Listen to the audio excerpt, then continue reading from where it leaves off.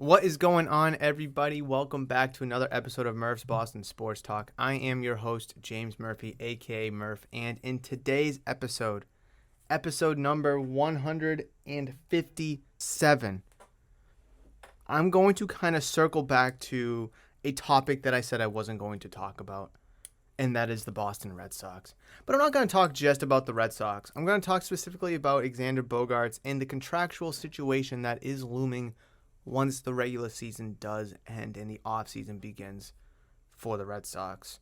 I do want to talk about Xander Bogaerts and his contract moving forward, where it currently sits, other players of the same position that have signed within the past couple of years, and kind of just project what he potentially could be worth. And I really think all this is noting because Xander Bogaerts still has an opt-out.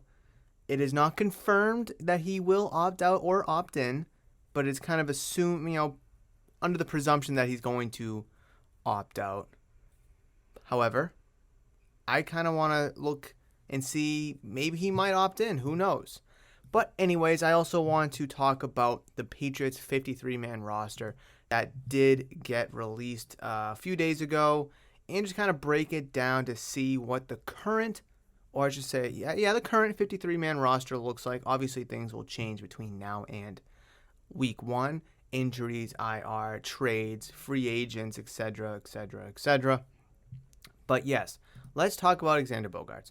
So what is the contract? The contract he originally signed was a 6-year deal worth up to $120 million.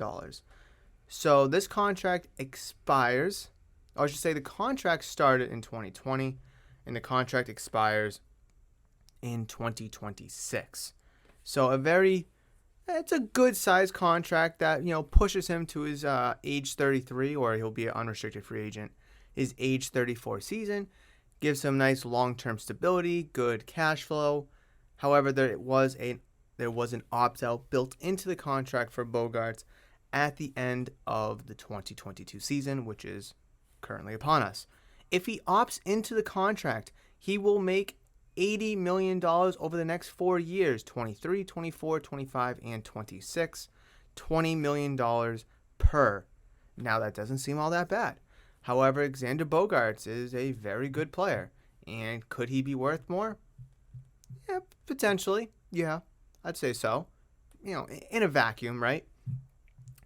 Xander Bogaerts this year, in 465 at-bats, has 144 hits, 12 home runs, 60 RBIs, 73 runs, 8 stolen bases with a .310 batting average, .378 on-base percentage, slugging .460, on-base plus slugging is .839.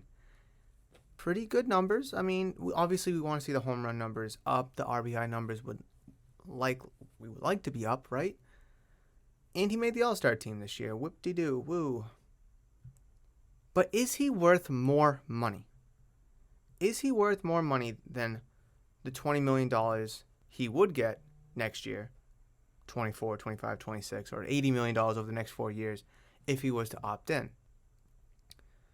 Now, I do have some players up here who have signed contracts within the last couple of seasons. I have Corey Seager, who signed with the Rangers last year, or I should say this past offseason. Carlos Correa, who signed with the Twins this past offseason. Trevor Story, who signed with the Red Sox this past offseason, who was a shortstop who is currently playing second base. However, still a shortstop in nature. And then Marcus Semien, who signed with the Rangers this past offseason, who is playing second base like Story, however, was a shortstop by nature. Semien played second base with the Blue Jays in 2021. Now he's playing second base with the Rangers, so it probably seems like he's more of a second baseman now than he is a shortstop. But he was a shortstop coming up with the Athletics. Then when he went to Toronto, they had Bo Bichette, so they put him at second base. Let's see. I should have looked this up. Red Sox salary. Well, not salary cap, but salary 2023. And I just want to kind of take a look at, I know I kind of really dove into the numbers last episode, but I just want to see what the money commitment is for next year, if any at all.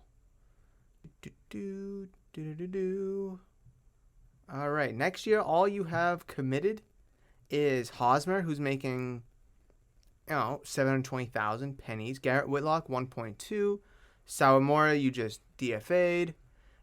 Tommy Pham, who has a mutual option, so both of you, club and player option. Matt Barnes, 8.3. James Paxton, club option for 13. That's getting declined. Let's see. Chris Sale has a player option for $27 million, 27.5. He'll definitely opt into that. Trevor Story, $20 million, then the Bogaerts at 20. So you have literally almost nothing on your payroll next year, which is kind of nice. As it currently sits, if everyone was to opt in and such like that, you're looking at, 20, 40, 67, 80, 88, 94, 95-ish. Let's see. They have the Red Sox payroll totals has a Sawamura option, but he's see ya. he's goodbye. So you're looking at around $100 million. $100 million in committed money. Okay? That's not involving. Oh, they also have the Eric Hosmer, the payroll at 13. However, it's adjusted to 720 because the Padres are paying for it. So let's just call it 100. Let's just make it even 100. Let's just kind of move on from it. That's not including you having to bring back Tanner Houck, Pavetta, Schreiber, Taylor, Verdugo, Dahlbeck. All these guys who are on arbitration or pre-arbitration. Schreiber, Cordero, Crawford, Devers even. And then you have players like JD Martinez, who's going to just be a straight-up free agent. So there's a lot of question marks for this team moving forward. But let's just call it $100 million right now in committed money. That is including the $20 million that Xander Bogaerts would be making if he opt in. Now, I do want to go over these contracts that these other shortstop middle infielders took that we can kind of compare and contrast. Now, I must say that Dansby Swanson will be a free agent. Pretty good shortstop for the Braves. We have Trey Turner, excellent shortstop for the Dodgers, who will be a free agent. And Carlos Correa, although I'm going to talk about his contract with the Twins, has an opt-out every single year. He signed a 3-year, $105 million contract with two opt-outs built in. One after this year, one after 2023, and then he's going to be a free agent after 2024. So he could potentially be a free agent this year, just like Xander Bogaerts. Who knows? Who knows where his market will lie? But, there is that to note that Turner, Swanson, and of course Correa could also be free agents this year, along with Bogaerts. So, we have to take that into consideration. But let's just look at what the contracts were signed by these players. Again, we already talked about Carlos Correa, who's making $105 million over 3 years. Again, a couple opt-outs built into there. Let's see. Can we get some statistics? This year, he's hitting .271, 15 home runs, 45 RBIs, on-base plus slugging of .782, in 398 at-bats. So, very underwhelming. I could see a guy like him opting in just because he's not going to be making that kind of money on the open market based off of the season he had this year. Last year, 26 home runs, 92 RBIs, 277 average, .847 on-base plus slugging in 555 at-bats in 147 games. I mean, does that warrant $35 million? But I mean, you're paying a premium position in shortstop. So, yeah, okay, fine. All right. Corey Seager signed a 10-year, $325 million contract with the Rangers. That's going to push him all the way to 2031, where he'll be 37 years old. Let's see. Last year, I'm just going to look at last year. It'll be super simple. Last year with the Dodgers, he had 29 home runs, 71 RBIs, a .256 average, .807 on base plus slugging, in 485 at-bats in 124 games. He's been a little riddled with injury bug. I know he had, I believe he had I don't know if it was Tommy John or elbow surgery, or usually elbow surgery is Tommy John, but it could be something different sometimes. But he did have a little injury thing earlier in his career, making him missing a lot of time. However, his career average is 290, which isn't all that bad. His career on-base plus slugging is 860. Again, last year, 29, 71 RBIs, 256 average. Does it warrant a 10-year, $325 million contract? Maybe not last year, but, his career statistics, 133 home runs, again, 290 average.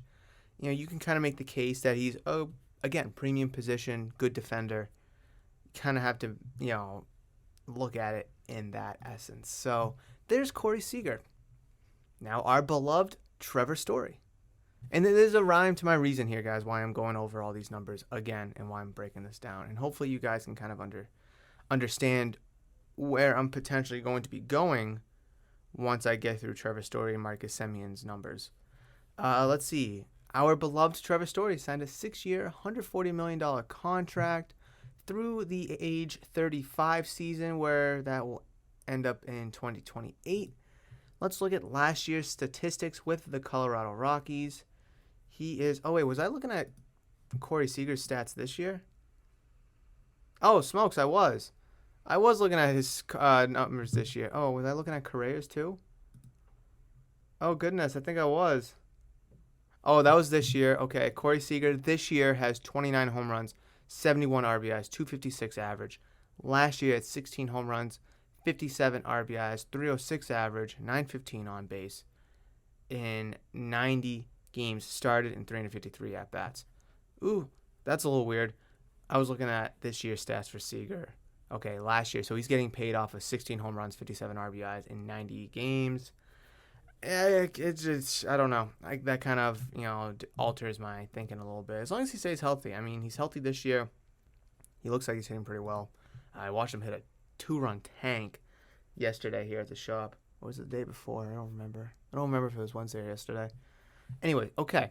Trevor Story, last year, in 2021, hit 24 home runs, 75 RBIs, hit 251, 800 on-base plus slugging in 140 games, 143, and in 526 at-bats.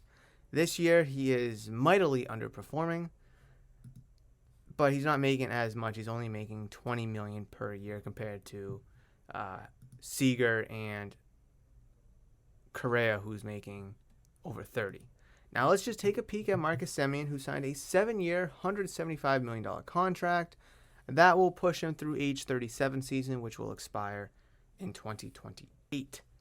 Let's see, statistics last year with the Toronto Blue Jays: 45 home runs, 102 RBIs, 265 average, 872 on base plus slugging in 162 games played, but there was only 161 started.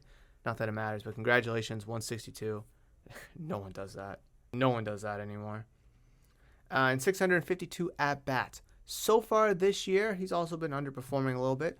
20 home runs, 65 RBIs, 244 average, 720 on base plus slugging in 524 at-bats in 129 games.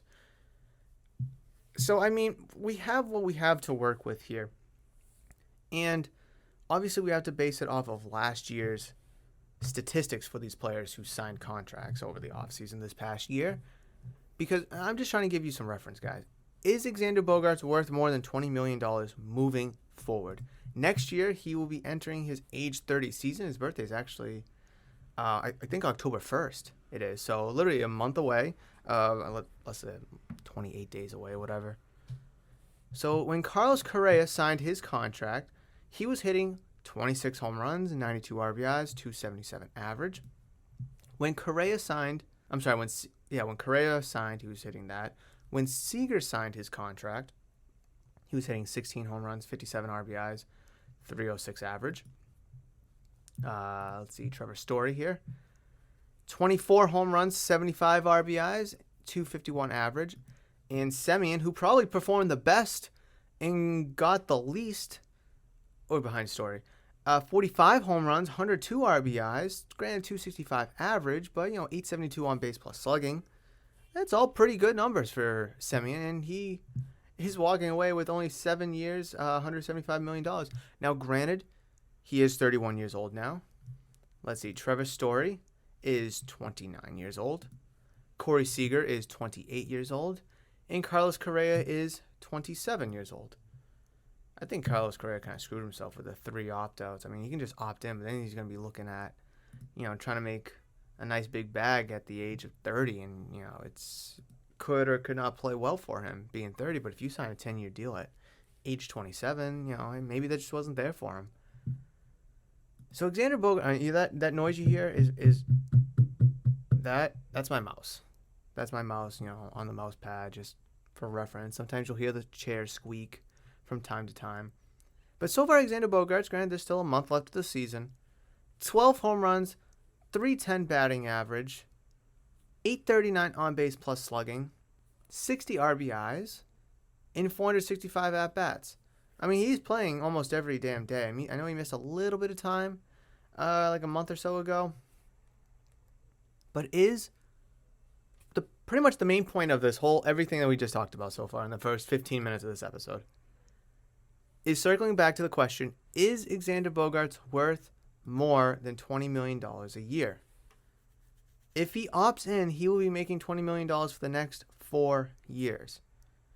Now, for next year, I'm going to go on a limb and say he's not worth much more than $20 million. Just for next year, just based off of what we have. The power numbers are down. The average is there. Let's see, hits. He's gonna have more hits this year than he had last year. He's gonna have more doubles this year than he did last year. He had 23 home runs. Right now he's only got 12. 79 RBIs last year. He's at 60. So we'll see where that kind of ends up. Xander Bogaerts is playing similar, on par, or will be better this year than last year in just about every category outside of home runs. If we want to look at his batting average, 295 last year, 310 this year. Again, there's still a month. Things could go up, things could go down. 370 on base percentage last year, 378 this year. 493 slugging last year, 460 slugging this year. You could point to the home runs being down, which is the difference. On base plus slugging, 863 last year, 839 this year. Again, let's point to the lack of home runs this year. Hits, we already went over the hits. The runs, 90 last year, 73 so far this year. The whole Red Sox lineup has been lacking in terms of offensive production, runs scored, home runs. So we can point to that as well. But he's only 17 behind last year's total. He'll probably have more at-bats this year than he did last year if he stays on pace. Games played, he's 19 away from, last year. He'll probably get 19 more games played between now and the end of the season. So just about every statistical category is equivalent to last year that it is to this year, or going to be this year, with the exception of the home runs. But does that make him a $20 million player, or does that make him more? Is he getting better? Is he slowing down? He's going to be 30 next season. And again, I think going into next year, he is at or a little bit more than $20 million, worth more than $20 million. I do strongly believe that long term, he's probably going to be worth more than $20 million because of what he can do for the locker room. He's a fan favorite. He's a clubhouse favorite. He's homegrown. He's won 2 World Series with you guys. He's been through hell and back with this team in 2013, winning the championship. 2014, 2015, sucking ass. 2016, 17, 18, you come back, you're playing well. You win the World Series in 2018. You have a subtly disappointing 19, 2020s, whatever. You went back to the ALCS in 2020, 2 wins away from the World Series, and now here you are in 2022, excuse me. So you and Xander Bogaerts have been all around the world pretty much. I do think Xander Bogaerts is worth more than $20 million. I mean, when I'm looking at what Marcus Semien's making, he's making 20 $5 million this year and 26 the rest of the way. 20 his last year. That's in 2028. Trevor Story, I guess, is a great comparison. He's making $20 million this year, 20 next year, 22.5, 22.5, 25, 25, 25. Corey Seager is just going to be making probably 32.5 all the way through. Oh, no, it's front-loaded. 33, 35, 35, 32.5, 31, 31, blah, blah, blah. Carlos Correa is just 35 with opt-outs. I mean, he's probably somewhere in between a short term, at least. I'm not talking like a 10-year contract. I'm thinking like a 5-year contract. I've been telling people here at the shop, if you can give Xander Bogaerts 5 to 6 years, 25 per, I think that gets it done. I really do. 5 years at 25 is 125. 6 years at 25 per year is 150. I really think something like that gets it done, where he's already on the books to be making $25 million for the next 4 years. You bump it up $5 million, maybe give him an extra year. I mean, I truly don't believe Xander Bogaerts looking for a long-term deal. He's not looking for like a Bryce Harper or a Tatis Jr. kind of a contract, or that 14-year Juan Soto contract that he declined. I really don't think he is looking for that long-term contract. I think he's just looking for a little pay bump. And when you're only paying players, where to go? Hold on, I got to find it now. When you're only playing around $100 million, give or take a little bit, to next year, what's $5 million when you have Paxton coming off the books? That James Paxton $13 million is baked into the current payroll that I'm looking at, the number that I'm looking at right now. And you're going to decline that option. So you're saving money right there. Sawamura, on this payroll for 2023 is at $3 million. That's baked into this number that I'm looking at. That's going to be off the books. You're saving $16 million right there. You could accept or decline Tommy Pham's mutual option, on your end for $6 million. There's savings right there. I literally just saved the Boston Red Sox over $20 million by declining James Paxton, by declining Tommy Pham, and obviously Sawamura is coming off the books. I just saved you $20 million by doing absolutely nothing. By just looking at Spotrac.com/MLB/Boston Red Sox/payroll/2023. Just saved you 20, 3, 6, that's 9, 13. I just saved you $22 million. You're welcome. So it shouldn't really be that complicated.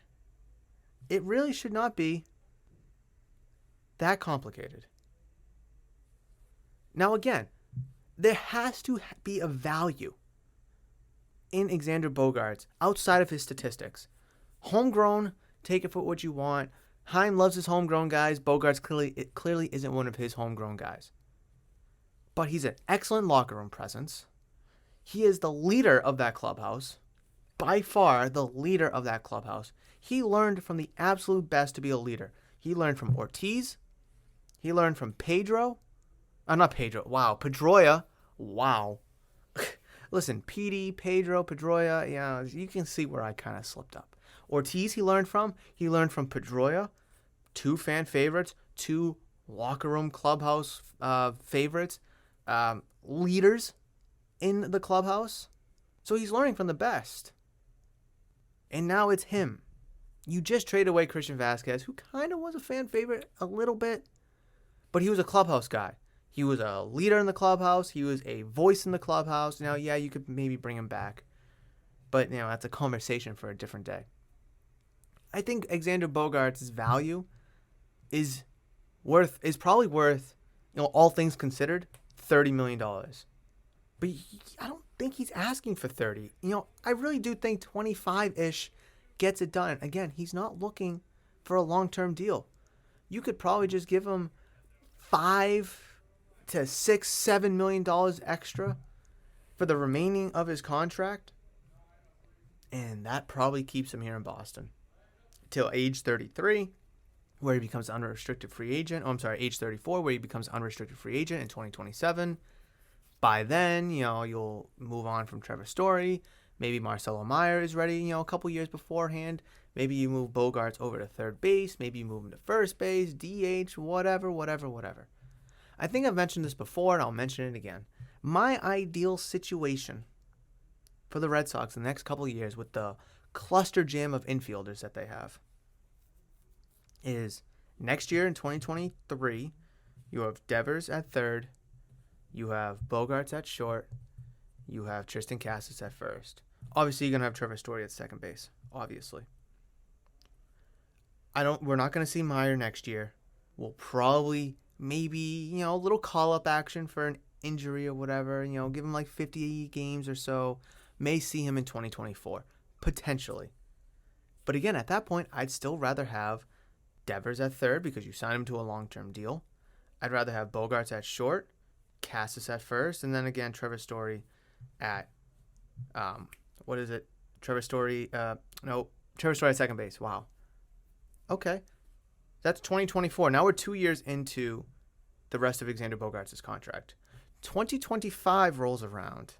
You could probably have Devers be your DH now, but, he's 25 and wants to make third base money, not DH money. So, maybe you get him to move over to DH in 2 years. Who's going to be your DH between now and 2025? I have no idea. Could it be like a Tommy Pham? You bring back JD Martinez? Do you go out and try to find somebody else? Is it Dahlbeck? I don't know.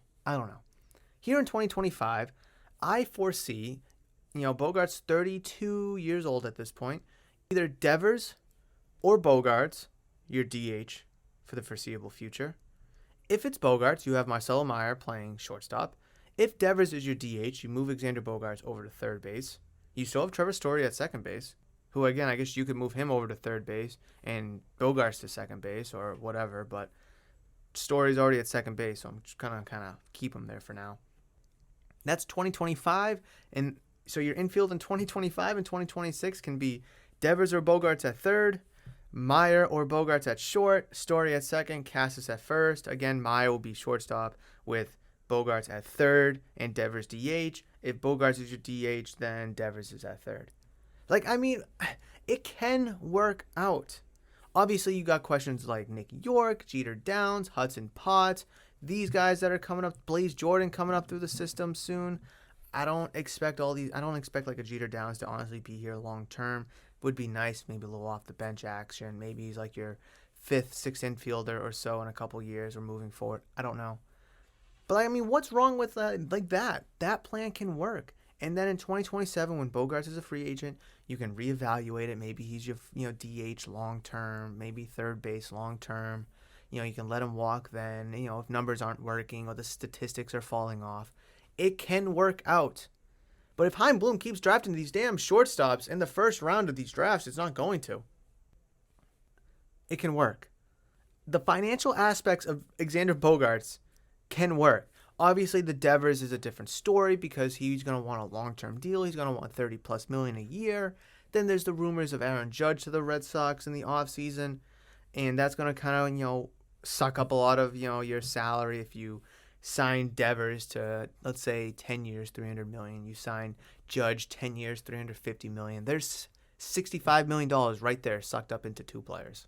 So it can get a little complicated. I understand it's not as easy as me explaining it to you, but I feel like the Red Sox are making it so damn complicated, but it doesn't really have to be. And the whole Judge to the Red Sox thing, I don't know if I mentioned it here. I know I've mentioned to the shop, people that come to the shop a million times, is if you didn't pay Mookie Betts, then why are you going to pay Aaron Judge?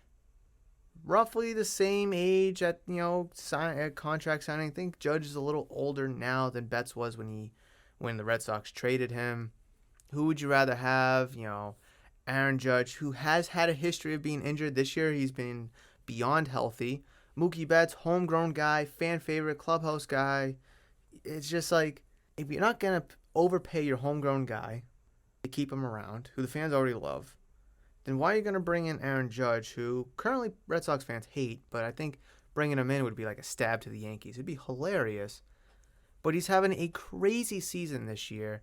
I just don't want to buy into the hype of this tremendous campaign that Aaron Judge is having. Hopefully he breaks the American League home run record. That'll be foreseen. But it's just, these are questions we need to answer.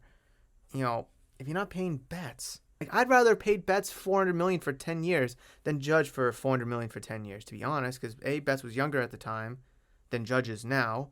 fan favorite, homegrown. He's already been in the system a little bit, so it's just like, and like I wasn't a fan of giving Betts 400 for 10 years, but I'd rather give it to him than Judge.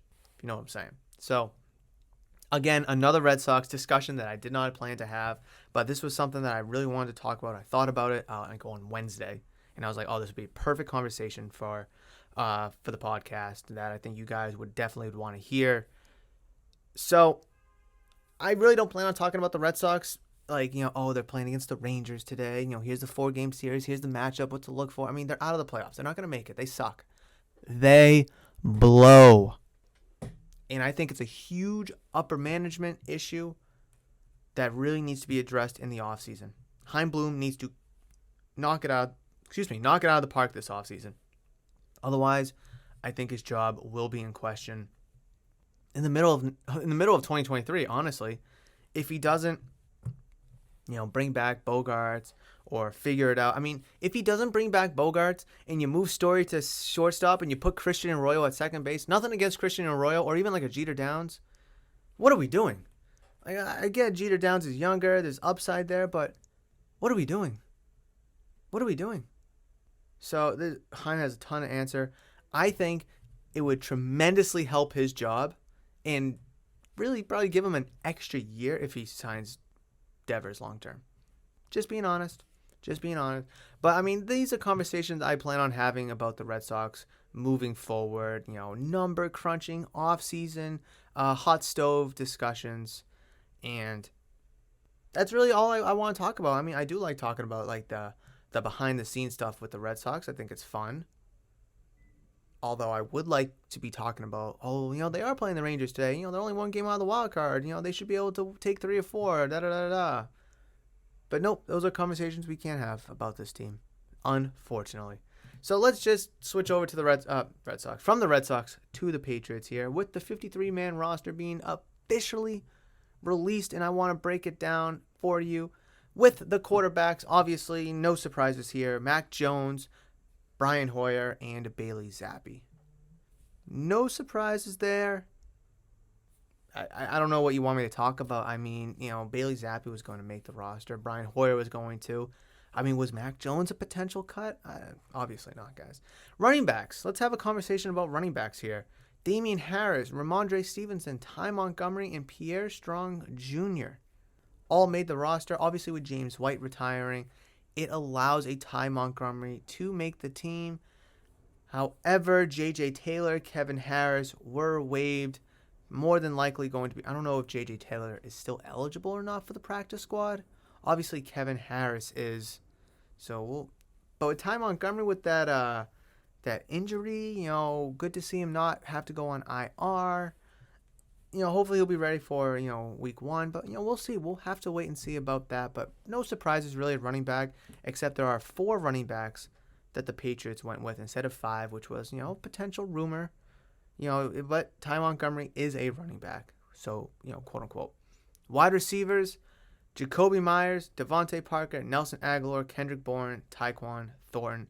Again, no little surprises of who of these players making the team. But the surprise, in my opinion, little Jordan Humphrey did not make the roster. Christian Kirk was placed on season-ending IR. And Trey Nixon back to the practice squad. Back to the practice squad for him. Humphrey back on the practice squad for the Pats. Again, Christian Wilkerson. These were all players rumored to make the roster. I think all 3 of them easily could have if there was a 54th opening. However, it's tough. It's tough.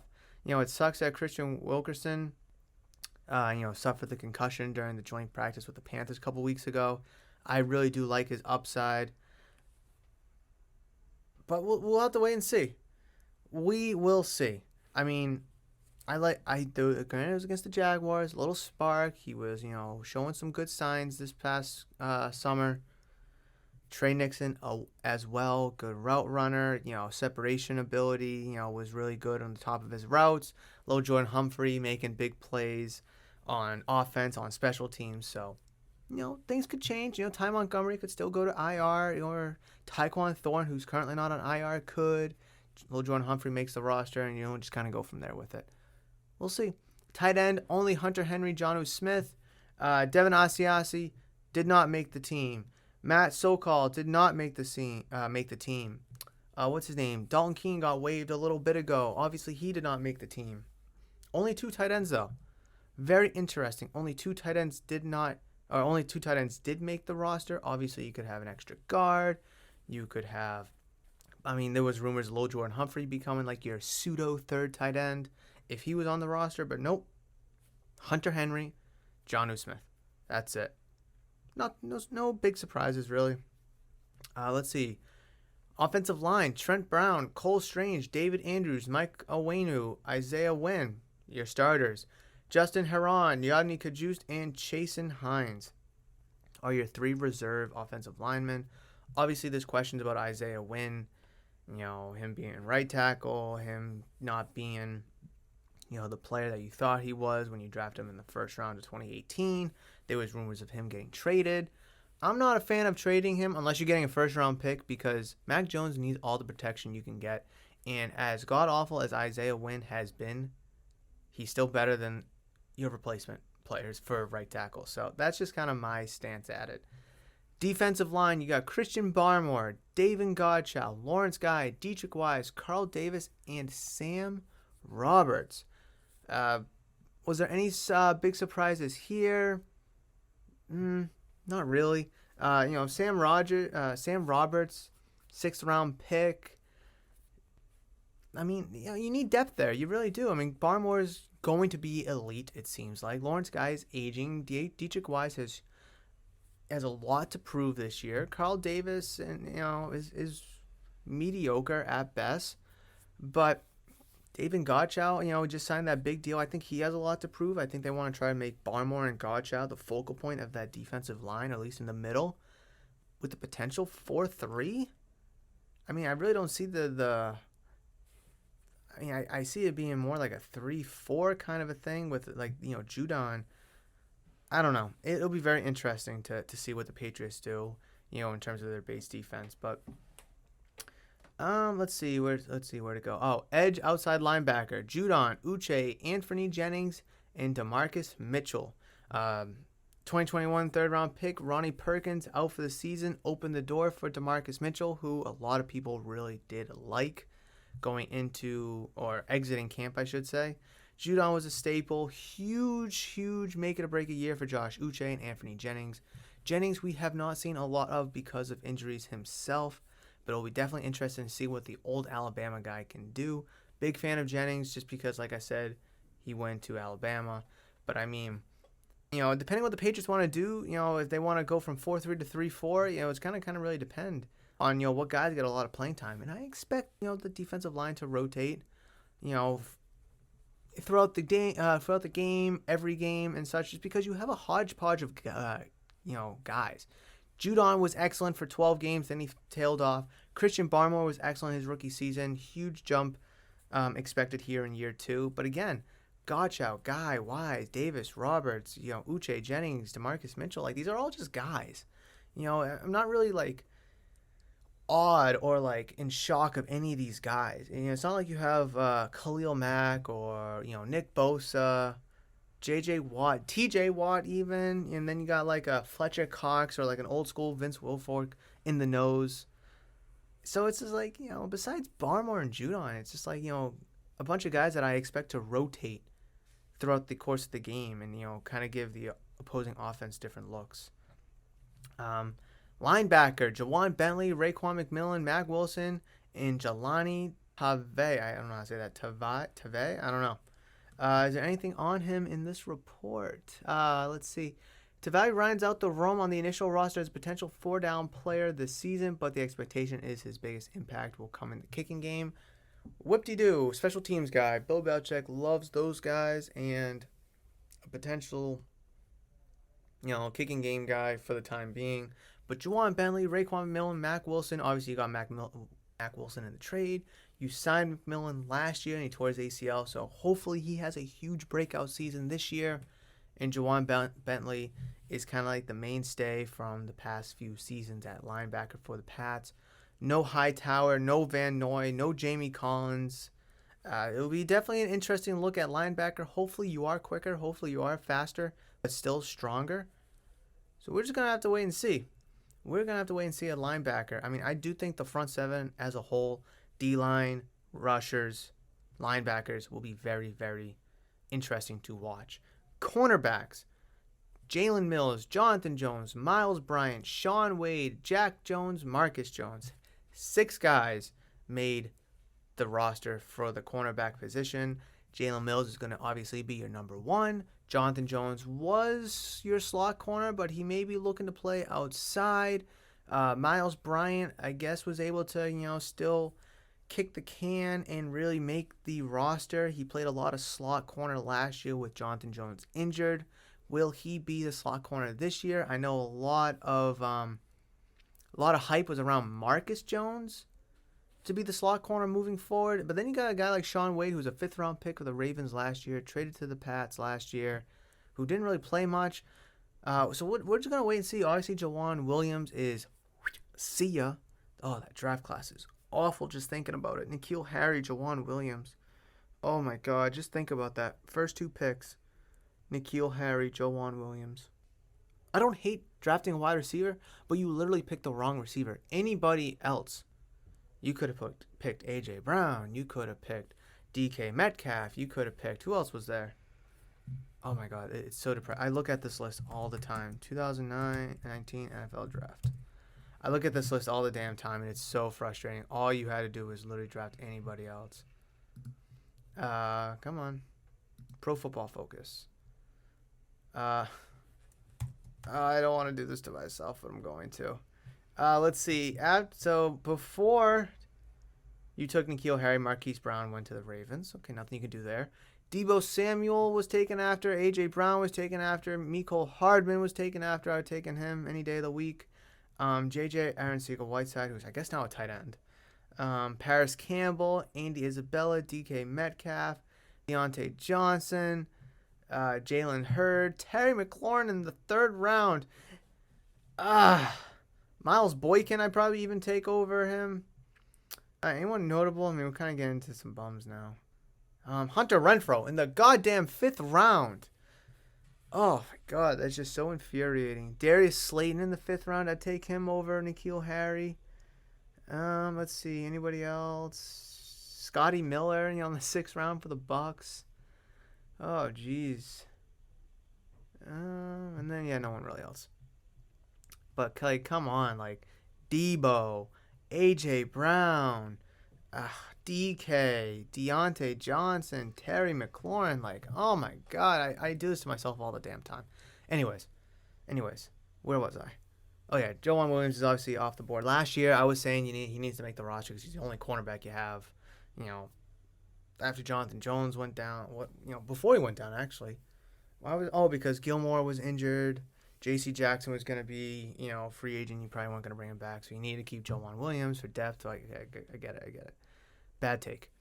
Safeties, Devin McCourty, Kyle Duggar, Adrian Phillips, Jabril Peppers, and Josh Bledsoe.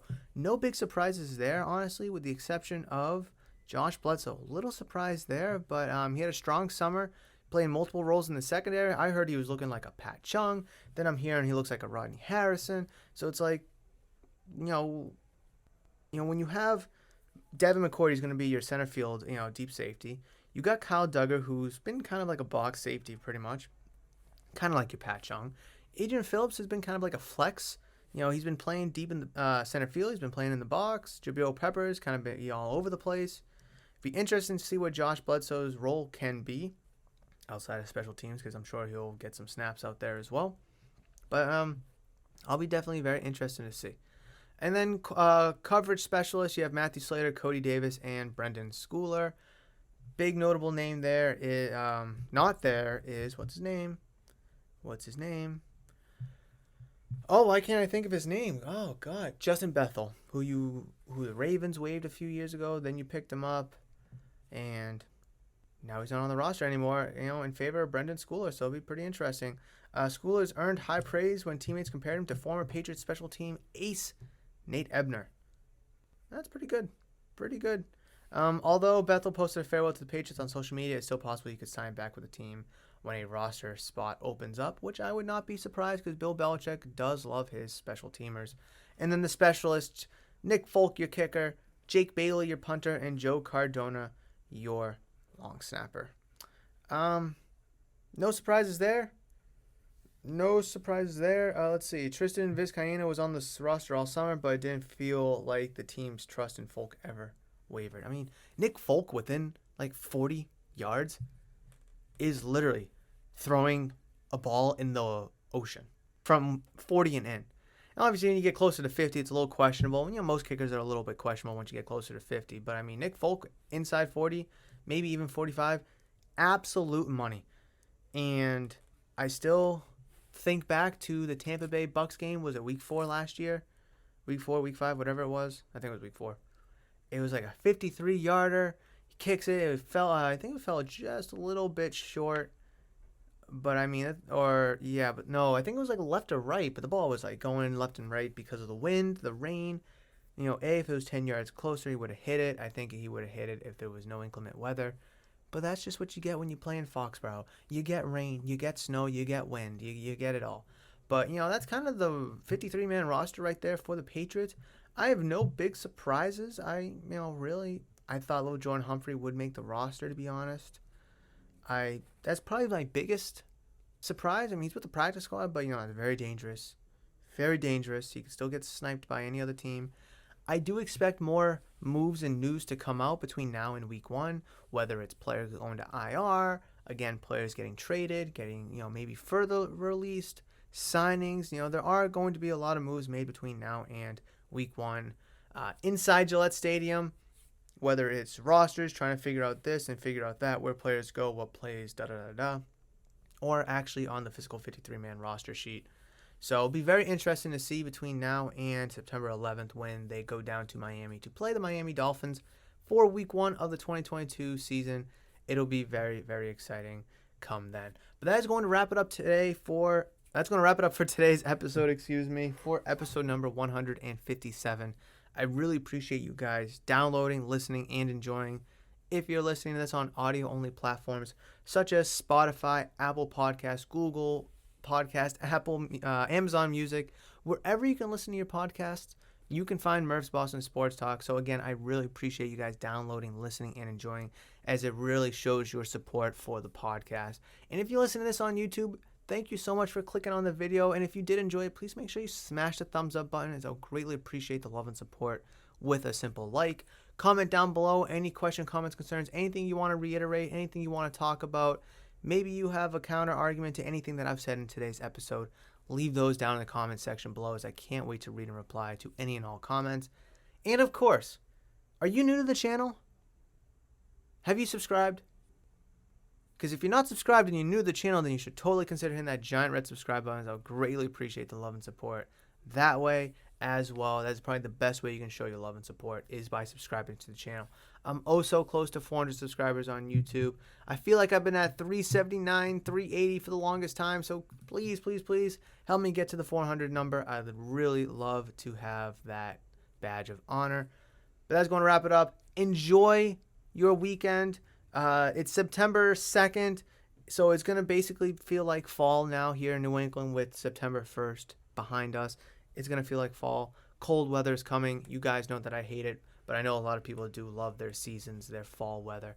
So I will catch you in the next one for episode number 158, where we'll dive into a lot of Patriots Dolphins week 1, thoughts, predictions, etc. We'll talk about the whole NFL week 1. Actually, we'll even be able to break down Thursday night between the Rams and the Bills, because they'll be the night before. So a lot of exciting stuff to talk about come next episode, but we'll have to wait a whole week for that. So hopefully you guys have a good weekend and a week next week. But between now and then, you guys know that I love you, and I will always, always see you.